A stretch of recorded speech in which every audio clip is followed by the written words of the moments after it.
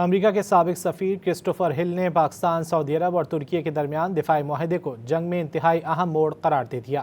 Christopher ہل نے کہا کہ معاہدے کے تحت کسی بھی ایک ملک پر حملہ سب پر حملہ تصور کیا جائے گا، جو اس بات کا واضح اشارہ ہے کہ خطے کے ممالک اب اپنی سیکیورٹی کے لیے امریکی ضمانتوں پر انحصار کم کر رہے ہیں۔ CNN کے پروگرام میں گفتگو کرتے ہوئے کرسٹوفر ہل نے مزید کہا کہ اگرچہ سعودی عرب، ترکی اور پاکستان امریکا کے اتحادی ہیں، مگر حالیہ جنگی صورتحال اور تنازعات نے انہیں اپنے دفاع کے لیے خود اقدامات اٹھانے پر آمادہ کر لیا ہے۔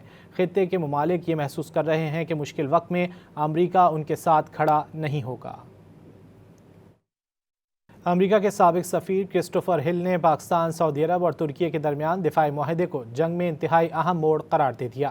کرسٹوفر ہل نے کہا کہ معاہدے کے تحت کسی بھی ایک ملک پر حملہ سب پر حملہ تصور کیا جائے گا، جو اس بات کا واضح اشارہ ہے کہ خطے کے ممالک اب اپنی سیکیورٹی کے لیے امریکی ضمانتوں پر انحصار کم کر رہے ہیں۔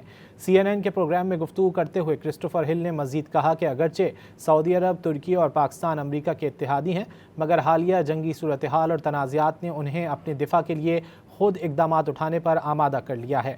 خطے کے ممالک یہ محسوس کر رہے ہیں کہ مشکل وقت میں امریکہ ان کے ساتھ کھڑا نہیں ہوگا۔